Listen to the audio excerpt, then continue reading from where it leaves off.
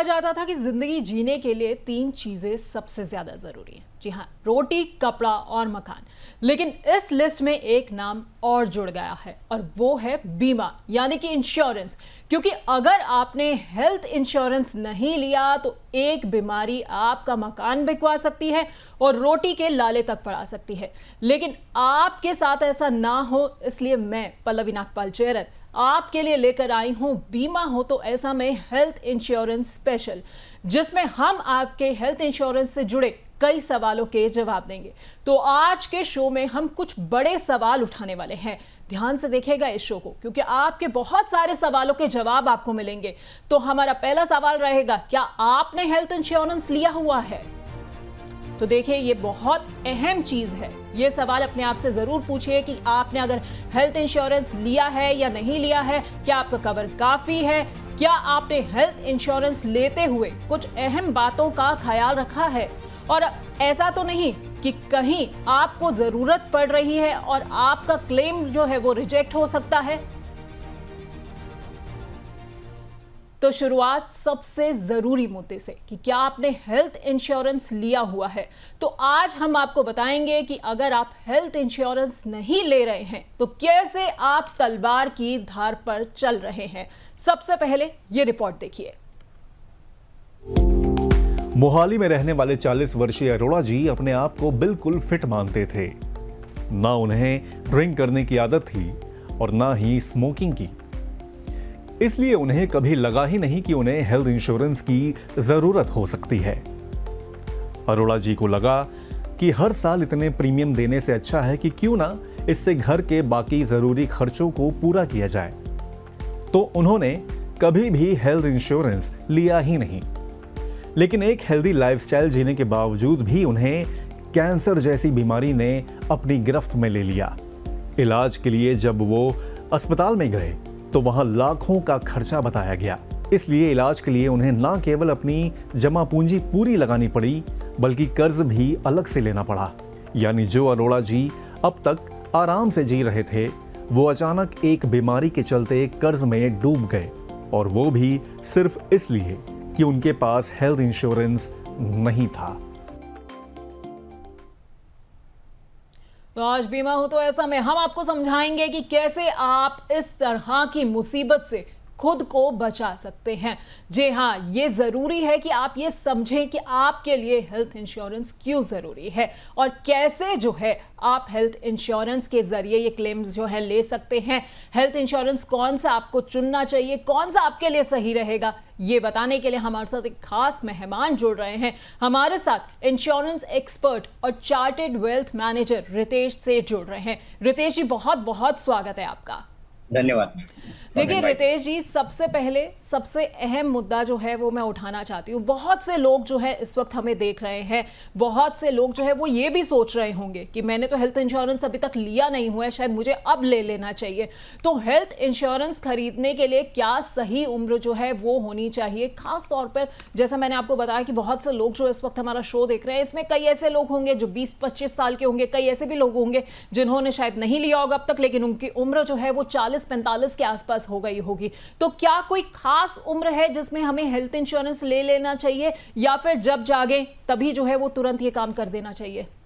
आपका लास्ट वाला जो जवाब है वही मेरा जवाब रहेगा। जब जागे तभी से आपको इंश्योरेंस ले लेना चाहिए। मैं नॉर्मली रिक्वेस्ट करता हूँ हमारे इन्वेस्टर्स क्लाइंटों को कि आप जैसे ही आपकी कमाई चालू हो वैसे ही आप इंश्योरेंस कवर पहले देखें। जैसे आपने बताया कि रोटी, कपड़ा, मकान, उसी तरह से हम भी हमारे कस्टमरों को यही बताते हैं कि आप रोटी, कपड़ा, मकान, हेल्थ इंश्योरेंस, टर्म इंश्योरेंस, इस तरह से ही हम उन्हें पहले कन्वे करते हैं। और हेल्थ इंश्योरेंस एक एक्सपेंस है जो आपको जरूरी है। आपके कभी कोई भी इमरजेंसी आती है हेल्थ की, तब ये काम आता है। तो जरूरी है, कोई भी एज हो, आपको इंश्योरेंस, हेल्थ इंश्योरेंस कवर रखना ही चाहिए। बिल्कुल, आपने बहुत सही बात कही है कि हेल्थ इंश्योरेंस जो है वो ज़रूर लेना चाहिए और यही बात जो है आज हम अपने दर्शकों को भी समझा रहे हैं। लेकिन एक सवाल मेरा और भी है, क्योंकि जब हम हेल्थ इंश्योरेंस लेते हैं ना तो बड़ी सारी एक्सपेक्टेशंस हमारे मन में हो जाती हैं कि अगर मान लेते हैं कि आज मैं हेल्थ इंश्योरेंस ले रही हूँ, मुझे महीने के बाद कोई एक क्रिटिकल बीमारी हो जाती है, तो क्या रितेश जी मुझे जो है उसका इंश्योरेंस कवर का फ़ायदा जो है उस क्रिटिकल इलनेस का लिए जो है वो मिलने लग जाएगा, या फिर कुछ वेटिंग पीरियड जो है वो इसमें रहता है? वेटिंग पीरियड जरूर रहता है। मोस्टली जो जितनी भी कंपनियां हैं, एवरेज जो भी है वो 1 महीने का वेटिंग पीरियड रखते हैं, क्योंकि उसमें फ्री लुकअप पीरियड भी रहता है प्लस 15 दिन का अपना प्रोसेसिंग जो रहता है, वो हिसाब से मोस्टली हर इंश्योरेंस कंपनी 1 महीने का वेटिंग पीरियड रखती है। दूसरा एक रहता है जिसके अंदर आपकी अमुक बीमारियां, मोस्टली इंश्योरेंस कंपनी बोलती है जो बीमारियां कोई इंडिविजुअल प्रॉफिट के लिए ले रहा है और वो बीमारियां पोस्टपोन कर सकता है ट्रीटमेंट के लिए, वो बीमारियां एक्सक्लूडेड रहती है एक स्टार्टिंग के 2 साल के लिए।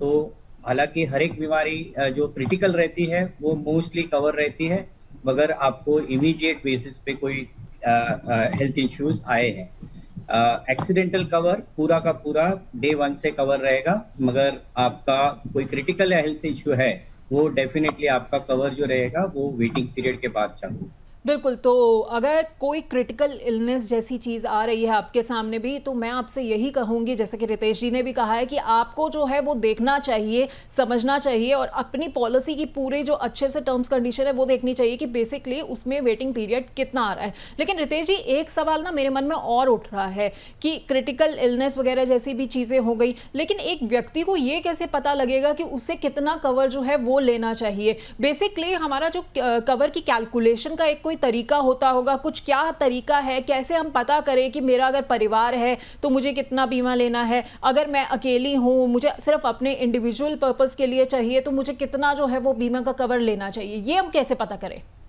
देखिए, पहले तो इंश्योरेंस कवर तो आपको चाहिए उतना मिल जाएगा, 50 लाख की पॉलिसी भी मिल जाएगी, 1 करोड़ की भी मिल जाएगी, मगर आपकी जेब को भी वो सूटेबल होना चाहिए। मोस्टली हमने देखा है कि हम नॉर्मली ये रिकमेंड करते हैं कि आप अपने जितने भी आय है सालाना जो आप इनकम कमाते हैं उसका 3 से 6 टाइम्स कवरेज आपका हेल्थ इंश्योरेंस रखिए। मोस्टली 5 टाइम्स मतलब 5 टाइम्स ऑफ आपकी इनकम जो है सालाना, उतना कवर तो एटलीस्ट आपके पास होना चाहिए। इसका रीज़न ये है कि अगर समझिए कि मेरे पास मेरी इनकम जो है 2 लाख की है और मेरा जो कवरेज है मैंने 5 टाइम्स लिया है तो मेरा कवरेज 10 लाख का हुआ, तो एटलीस्ट मेरी जो आय है वो हिसाब से वो कॉम्पेंसेट करेगी कि मेरे बजट में बैठेगी और मैं कवरेज का प्रीमियम रेगुलरली भर पाऊंगा। उस हिसाब से 10 लाख का कवरेज उनके लिए जो 2 लाख की सालाना इनकम कमा रहे हैं उनके लिए ठीक रहेगा। हालांकि हम तो रिकमेंड करते हैं कि जो हेल्थ केयर कॉस्ट और जो हेल्थ एडवांसमेंट हुई है वो हिसाब से cost of health recovery is very high, तो उस वजह से हम रिकमेंड करेंगे कि आपका कवरेज एटलीस्ट आपके एरिया, आपके रीजन में जहाँ पे भी जो हॉस्पिटल्स है या डॉक्टर्स आपके पहचान में, उनसे आप एवरेज कॉस्ट पूछिए कि क्या कॉस्ट में क्या क्या बीमारियां कवर होती है, वो हिसाब से आप अपना इंश्योरेंस कवर लीजिए। हालांकि पहले आपकी जेब को भी देखना है, तो हमारे हिसाब से हम रिकमेंड करते हैं कि आप 5 to 6 टाइम्स एटलीस्ट आपका इंश्योरेंस कवर रखें। 5 to 6 टाइम्स जो है वो आपका ईयरली इनकम का इंश्योरेंस कवर जो है वो होना चाहिए। रितेश जी, बहुत अच्छी आप अपने बात बताइए, लेकिन एक सवाल और यहाँ पर अब मेरा उठता है कि बीमा कंपनियां ना हेल्थ पॉलिसी में हमें कई बार 2 ऑप्शंस भी दे देती है, एक इंडिविजुअल होता है, एक फैमिली फ्लोटिंग होता है, कौन सा ऑप्शन जो है वो किसके लिए सही रहता है? ठीक है, हालांकि आपकी बड़ी फैमिली है तो उसके लिए फैमिली फ्लोटर एक बार ठीक रहेगा, मगर अगर छोटी फैमिली जैसे हस्बैंड वाइफ एंड बच्चे, 2 बच्चे हैं, तो हम नॉर्मली रिकमेंड करते हैं कि आपकी इंडिविजुअल पॉलिसी ही ज़्यादा अच्छी है, बिकॉज जब हम प्रीमियम काउंट करते हैं तो इंडिविजुअल पॉलिसी और फैमिली फ्लोटर के बीच में ज़्यादा डिफरेंस नहीं आता है प्रीमियम का। एवरेज जो है 10 से 15% का प्रीमियम का डिफरेंस आता है, मगर इंडिविजुअल पॉलिसी अगर आपने ली तो उसमें हर एक व्यक्ति का कवरेज जो है वो सम इंश्योर्ड का रहेगा, जबकि आप फ्लोटर लेंगे तो वो पूरा का पूरा कवरेज जो है वो चारों के बीच में रहेगा। जैसे 4 जन हैं तो चारों के बीच में वो कवर रहेगा। और मोस्टली हमने ये भी देखा है कि फ्लोटर पॉलिसी जो लेते हैं जी। उसमें अगर एक व्यक्ति की तबीयत अगर खराब होती है तो वो पूरा का पूरा डाइल्यूट हो जाता है, और फिर दूसरे व्यक्ति की अगर तबीयत खराब हुई तो उस टाइम पे उनको दिक्कत आती है कि उनके पास कवरेज नहीं है। तो नॉर्मली हम रिकमेंड करते हैं कि इंडिविजुअल इंश्योरेंस कवर इंडिविजुअली रखें, अच्छा रहता है। ठीक है, तो इंडिविजुअल इंश्योरेंस कवर जो है, जैसा कि रितेश जी ने बताया, आपके लिए बेहतर रहता है। खैर रितेश जी, हमारे पास बहुत सारे हमारे दर्शकों के भी सवाल आए हुए हैं, कुछ उन सवालों को भी ले लेते हैं। पहला सवाल दिल्ली से है, राहुल का। ये कहते हैं कि इनकी उम्र जो है 22 साल है और अभी अभी इनकी नौकरी भी लगी है, इन्हें कंपनी की तरफ से हेल्थ इंश्योरेंस मिला हुआ है, लेकिन वो ये जानना चाहते हैं कि अब इन्हें एक पर्सनल हेल्थ इंश्योरेंस कवर भी ले लेना चाहिए और वो कितने का कवर होना चाहिए? जी राहुल जी, आपका सही सवाल है। मैं इतना रिकमेंड करूंगा कि आप का इंश्योरेंस कंपनी ने तो आपको आपकी कंपनी ने तो आपको आपका कवर दिया हुआ है, मगर आपको एडिशनली आपका एक कवर रखना चाहिए, जिसके वजह से समझिए कि आपका आज 22 साल का उम्र है और शायद आपको जॉब शिफ्ट करना हो या आपकी ग्रोथ के लिए आप अपना कंपनी चेंज कर रहे हो, तो उस टाइम पे आपके पास कोई कवरेज नहीं रहेगा। प्लस हेल्थ इश्यू जो है वो आपका शायद कंपनी का जो कवरेज रहेगा वो लिमिटेड रहेगा, और आप अपने हिसाब से, आपकी आय के हिसाब से आप अपना इंश्योरेंस रख सकते हैं। जरूरी नहीं है कि क्लेम के लिए हम इंश्योरेंस लेते हैं, ये आपको काम आएगा आपके long term health history build करने के लिए, कि आपकी जो इंश्योरेंस है उसके अंदर आपकी नो क्लेम जो है या नो क्लेम ईयर्स ज़्यादा है, तो जब भी कुछ आगे पीछे होता है या कुछ हेल्थ क्लेम आते हैं तो इंश्योरेंस कंपनी बेझिझक आपको क्लेम सेटल करके देगी। बिल्कुल, तो राहुल जी, आपके लिए एक इंडिविजुअल पर्सनल हेल्थ इंश्योरेंस लेना जो है वो अच्छा रहेगा। अगला सवाल ले लेते हैं, आगरा से साक्षी का है। ये कह रही हैं कि इनका अपना बिजनेस है, फैमिली बिजनेस है, और अभी एक फैमिली प्लानिंग भी कर रही हैं। तो साक्षी जी का कहना ये है कि इन्होंने हेल्थ इंश्योरेंस 2 महीने पहले ही लिया है, तो क्या इन्हें मैटरनिटी का बेनिफिट मिल जाएगा? मैटरनिटी बेनिफिट जो है वो एक्चुअली हर इंश्योरेंस कंपनी अपनी अलग अलग टर्म्स रखती है, बट जो जनरल टर्म्स है वो मैं बताता हूँ। जनरली हेल्थ इंश्योरेंस अगर आपने 2 महीने पहले लिया है तो आपका मैटरनिटी बेनिफिट जो है वो 3 साल के बाद चालू होगा, और अगर आप एडवांस में 3 साल का प्रीमियम भरते हैं तो 2 साल के बाद आपका मैटरनिटी बेनिफिट चालू होगा। और जो क्लेम अमाउंट जो रहेगी वो मोस्टली इंश्योरेंस कंपनीज की पॉलिसीज के अंदर वो टर्म्स या सम एश्योर्ड ब्लॉक रहता है। मोस्टली वो 25,000 से लेके परसेंटेज वाइज भी देखें तो 10% ऑफ सम एश्योर्ड, उस तरह से वो कवरेज रहता है। ठीक है साक्षी जी, और इसके अलावा जैसा कि रितेश जी ने शुरुआत में बताया था कि हर एक की टर्म कंडीशंस जो होती है वो अलग होती है, तो आप अपने पॉलिसी की टर्म कंडीशंस को अच्छे से ज़रूर पढ़िएगा। एक अगला सवाल ले लेते हैं, बड़ौदा से है हितेन शाह का। ये कह रहे हैं कि मेरे माता पिता की उम्र जो है 70 साल से अधिक है और मेरे पास उनका फिलहाल कोई भी हेल्थ इंश्योरेंस नहीं है। हालांकि ये बताते हैं रितेश जी कि इनकी कंपनी ने जो है इनको इंश्योरेंस दिया हुआ है, लेकिन उसमें 20% का को पेमेंट है। तो क्या अब जो है इस उम्र में आके इनके लिए, अपने माता पिता के लिए हेल्थ इंश्योरेंस लेना सही रहेगा कि नहीं रहेगा? जरूरी उनके पास एक हेल्थ इंश्योरेंस होना जरूरी है। 70 इयर्स की एज है फिर भी उनको इंश्योरेंस कवर जरूर मिलेगा। उनके अगर कोई भी प्री एग्जिस्टिंग कंडीशन नहीं है, हेल्थ का इशू नहीं है, तो उनको सीधा सीधा अच्छे से कवर मिल जाएगा। अगर आज को पेमेंट की हम बात करें तो आज कंपनी के अंदर अगर 20% है वो ग्रुप हेल्थ कवरेज रहता है। जब ये कंपनी अपनी जो भी कंफर्ट है वो हिसाब से अपनी कंपनी चेंज करती रहती है, मगर अगर आपने अपना अलग से कवर रखा, कहीं कोई जरूरत पड़ी तो वो काम आ जाएगा। तो जरूरी है आपके पास अपना खुद का माता पिता के लिए कवरेज होना चाहिए। बिल्कुल हितेन जी, और कई बार ऐसा भी होता है कि जॉब में कुछ गैप भी आ जाता है। कई बार हम आगे ग्रोथ के लिए जो है कोई एक कोर्स करना चाहते हैं और गैप ले लेते हैं, तो ऐसे में कंपनी का अगर इंश्योरेंस आपके पास नहीं होगा तो आपके माता पिता के लिए आपके पास जो है वो आपका पर्सनल हेल्थ इंश्योरेंस जो है वो काफ़ी काम आएगा। खैर, एक बड़ी दिक्कत जो है वो हमारे देश में ये है कि हमारे देश में ना हेल्थ इंश्योरेंस लेने वालों की संख्या काफ़ी कम है, और ऐसे में क्लेम जो है बहुत सारे रिजेक्ट भी हो जाते हैं। हमारे साथ मेरे सहयोगी अभिषेक गुप्ता जुड़ रहे हैं, जिनके पास इंश्योरेंस क्लेम रिजेक्शन रेट से जुड़े हुए बहुत दिलचस्प आंकड़े हैं। ध्यान से सुनिएगा। थैंक यू पल्लवी इसके लिए। ज़िंदगी में इंसान की दो चीज़ें बहुत इंपॉर्टेंट होनी ही चाहिए। एक लाइफ इंश्योरेंस होता है और एक हेल्थ इंश्योरेंस होता है।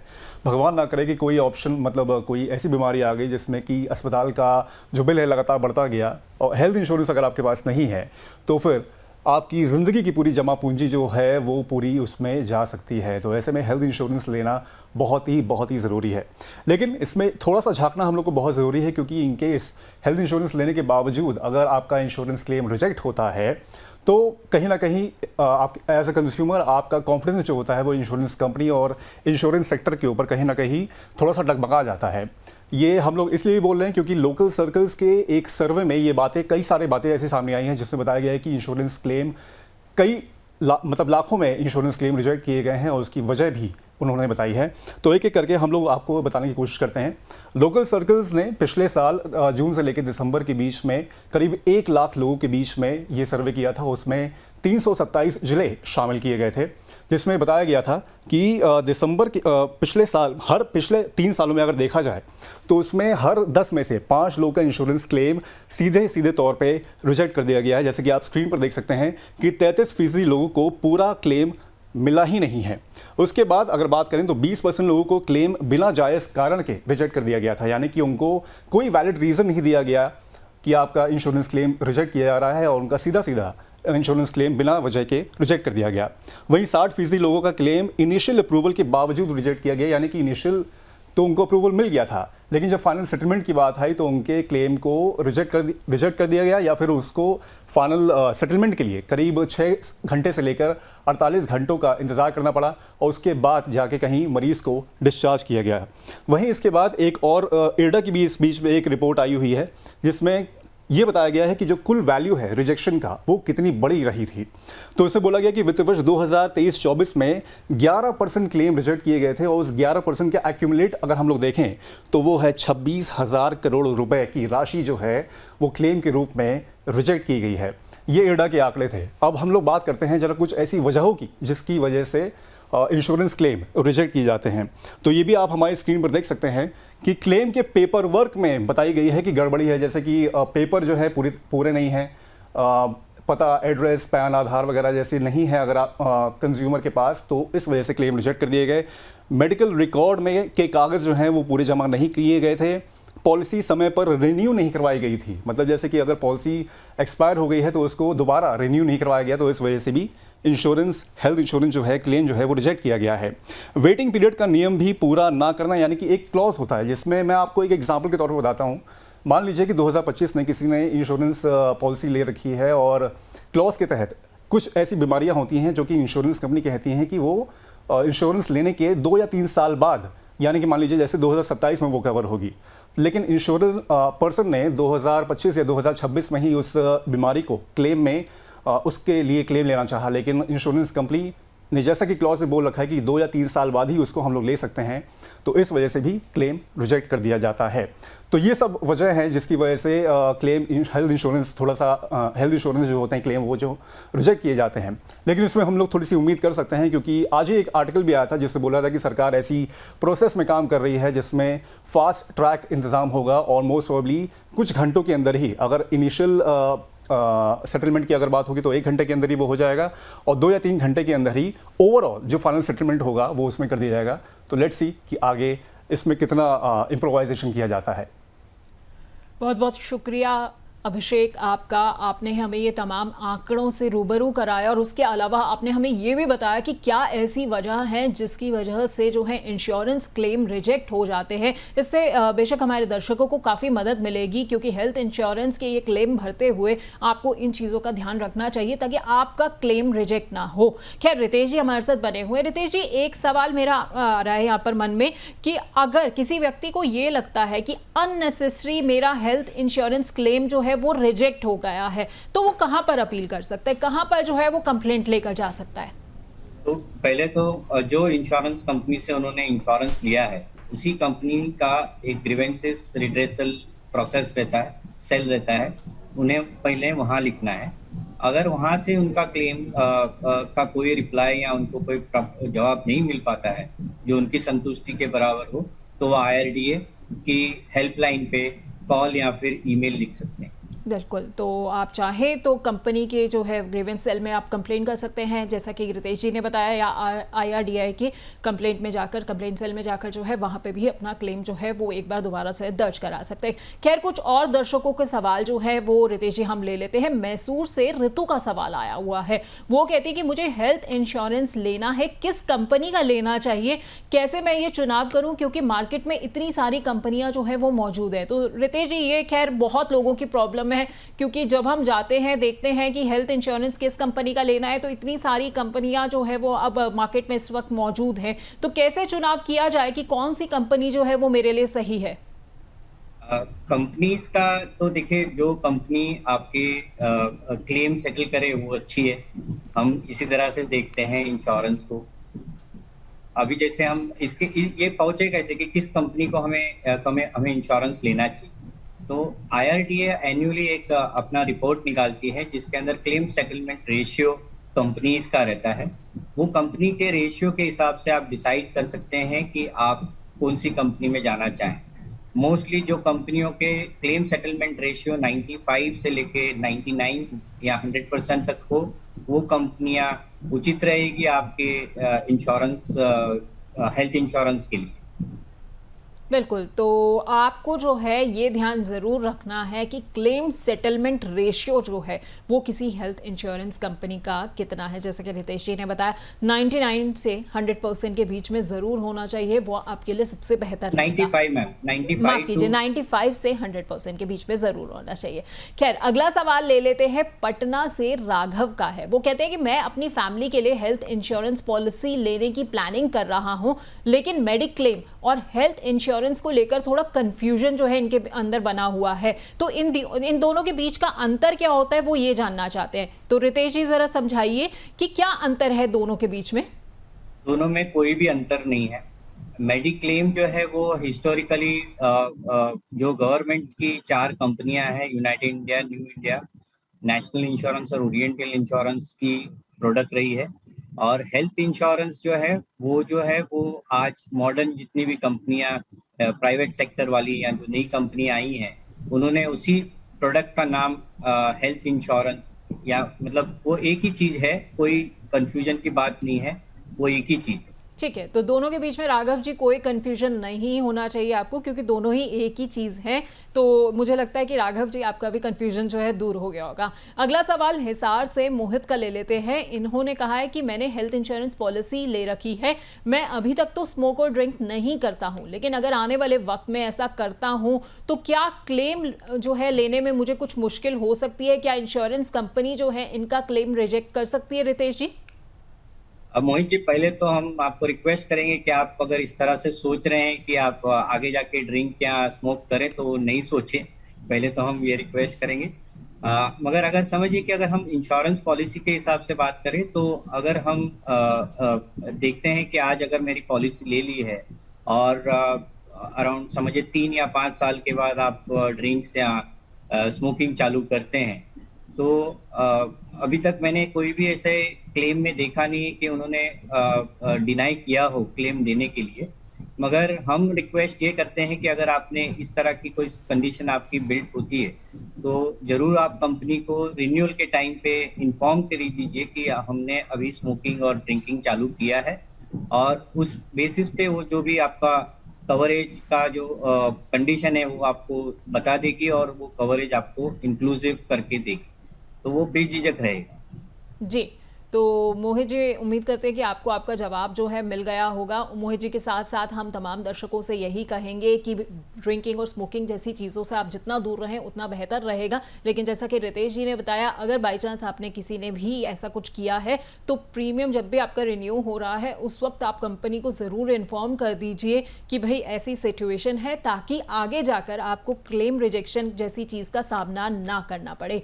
खैर, अब हम बिल्कुल अंतिम पड़ाव पर आ चुके हैं। रितेश जी, एक ना आखिर में जाते जाते मैं आपसे एक सवाल जो है, सवाल नहीं, इनफैक्ट आपसे दरखास्त करना चाहूंगी, एक बार आप हमारे दर्शकों को फिर से बता दीजिए कि क्या क्या चीज़ों का ध्यान रखना चाहिए हेल्थ इंश्योरेंस के बीच में कि भाई मेरा जो क्लेम है वो रिजेक्ट ना हो, क्योंकि यही जैसे कि अभी हमने आंकड़े भी देखे थे कि बहुत सारे क्लेम जो है वो रिजेक्ट होते जा रहे हैं। तो एक व्यक्ति को क्या किन बातों का ख्याल रखना चाहिए, किन किन चीज़ों का ख्याल रखना चाहिए कि भाई कोई भी क्लेम जो है उसका रिजेक्ट ना हो? पहले तो कोई भी इंश्योरेंस जब भी आप खरीदते हो तो आज तक की आपकी जो भी हेल्थ इश्यूज हैं, अगर है कोई, तो जरूर आप कंपनी को इन्फॉर्म कीजिए कि हमें ये पर्टिकुलर हेल्थ इश्यू आज तक रहा है, जो हम नॉर्मली बोलते हैं प्री एग्जिस्टिंग हेल्थ इश्यू। अगर आपने वो चीज़ कंपनी को आज इन्फॉर्म कर दी है तो कंपनी अपने हिसाब से वो जब भी प्रीमियम अंडरराइट करती है तो उसकी जानकारी उनके पास रहती है। सो आगे जाके जब क्लेम सेटलमेंट की बात आएगी तब वो इसके बारे में डिस्प्यूट क्रिएट नहीं करेंगे। दूसरी चीज़ है, आप अगर जब भी इंश्योरेंस कवर खरीदते हैं तो हमने आज तक ये देखा है कि लोग एक निग्लिजिबल कवरेज जो है वो भूल जाते हैं कि नॉन मेडिकल राइडर जो रहता है वो नहीं लेते हैं, और मोस्टली हमने देखा है कि जब भी क्लेम सेटल होते हैं तब एक अच्छी खासी अमाउंट क्लेम सेटलमेंट के बाद भी उनको एडिशनली भरनी पड़ती है। जब भी आज कोई भी हेल्थ केयर सर्विसेज आप लें तो वो लोग नॉन मेडिकल एक्सपेंसेस हमें नहीं देते हैं, जो एक जरूरी क्लोज है जो हमें राइडर है जो हमें लेना चाहिए। ये चीज़ ध्यान रखिए कि आप नॉन मेडिकल राइडर अपनी पॉलिसी के अंदर ऐड करवाएं। ज़्यादा प्रीमियम उसका एडिशनली नहीं लगता है, बट वो रहने से क्लेम की जो अमाउंट है वो आपकी ज़्यादा रहेगी। तीसरी चीज़ है, आप जब भी इंश्योरेंस कवर लें तभी आपकी एज या डेट ऑफ बर्थ जो है और नाम है वो आपके आधार या पैन कार्ड जो भी आपके प्रूफ है वो हिसाब से रखें। हमने ये भी देखा है कि हम लिख देते हैं रितेश कुमार सेठ, और जब क्लेम आता है तब हमारा जो आईडी कार्ड हम देते हैं उसमें लिखा रहता है रितेश सेठ। तो कहीं ना कहीं वो दिक्कत आती है वो प्रूवमेंट करने के लिए, क्योंकि मैं तो समझिए कि मैं इस तरह से बोलूँगा कि मैं तो बेड पे हूँ, आज मेरी फैमिली मेंबर क्लेम वाले के साथ या कैशलेस वाला रहेगा तो हॉस्पिटल के साथ अपनी कम्युनिकेट कर रही है, तो उनको दिक्कत आएगी कि वो सब चीज़ें पेपर वर्क उनको समझाएं कि भाई ये सेम ही बंदे हैं जो जिनका ये क्लेम है। तो हम रिक्वेस्ट करेंगे कि जो आपका पैन और आधार पे जो नाम है उसी तरह का नाम आप प्रपोजल फॉर्म में भरिए, जिससे आपको क्लेम के टाइम पे ये छोटी छोटी दिक्कतें नहीं आए।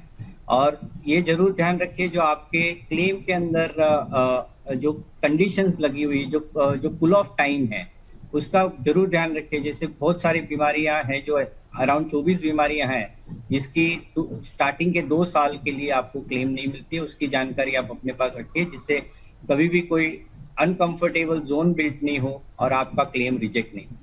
बिल्कुल, तो रितेश जी आपने बहुत अच्छे से हमें ये समझाया कि किन किन चीज़ों का ख्याल रखना चाहिए जिससे कि हेल्थ इंश्योरेंस जो हमारा है वो रिजेक्ट ना हो, जिसमें काफ़ी अहम मुद्दा ये रहता है, जैसा कि रितेश जी ने बड़े अच्छे से समझाया कि आधार और पैन पर जो आपका नाम होता है कई बार वो मिसमैच हो जाता है, जैसा कि कुमार कई भारतीयों में खास होता है कि हम मिडिल नेम में लगाते हैं, लेकिन अगर आपके जो प्रीमियम इंश्योरेंस पॉलिसी है, आपकी जो इंश्योरेंस पॉलिसी है, अगर उससे जो आपका नाम है वो आधार से मिसमैच हो गया तो आप समझिए कि आपका क्लेम जो है वो रिजेक्ट हो सकता है। इसलिए आज ही ये चीज़ ज़रूर क्रॉस चेक कर लीजिएगा कि आपका नाम जो है आपके आधार कार्ड पर, पैन कार्ड पर और आपकी तमाम इंश्योरेंस पॉलिसीज़ में जो है वो सेम होना चाहिए। बहुत बहुत शुक्रिया रितेश जी आपका हमारे साथ जुड़ने के लिए, हमारे दर्शकों के सवालों के जवाब देने के लिए और हमें इतने अच्छे से समझाने के लिए कि क्यों हेल्थ इंश्योरेंस जो है वो आज हमारे लिए सबसे ज़्यादा ज़रूरी बन चुका है। तो अगर अब तक आपने भी हेल्थ इंश्योरेंस नहीं लिया है तो आपसे भी हम यही दरखास्त कर रहे हैं कि आज ही हेल्थ इंश्योरेंस जो है वो आपके लिए लेना ज़रूरी हो जाता है। जी हाँ, हेल्थ इंश्योरेंस पॉलिसी में आपको ये ध्यान रखना होगा कि फैमिली फ्लोटर प्लान को जो है वो आपको चुनना होगा। तो हेल्थ इंश्योरेंस अगर अब तक आपने नहीं लिया हुआ है तो ज़रूर लीजिए, फैमिली फ्लोटर को जो है वो आप चुनिए। सही इंश्योरेंस कंपनी का चुनाव जो है वो क्लेम सेटलमेंट रेशियो के आधार पर कीजिए और पॉलिसी से जुड़े हुए तमाम नियम और शर्तों को बहुत ध्यान से पढ़िएगा, क्योंकि कई बार हमारे क्लेम इसलिए रिजेक्ट हो जाते हैं क्योंकि हम टर्म्स एंड कंडीशंस ठीक से नहीं पढ़ते हैं। तो बहुत बहुत शुक्रिया आप सब दर्शकों का हमारे साथ जुड़े रहने के लिए। हम अगले हफ्ते आपसे एक बार फिर मिलेंगे एक खास पेशकश के साथ, बीमा हो तो ऐसा में।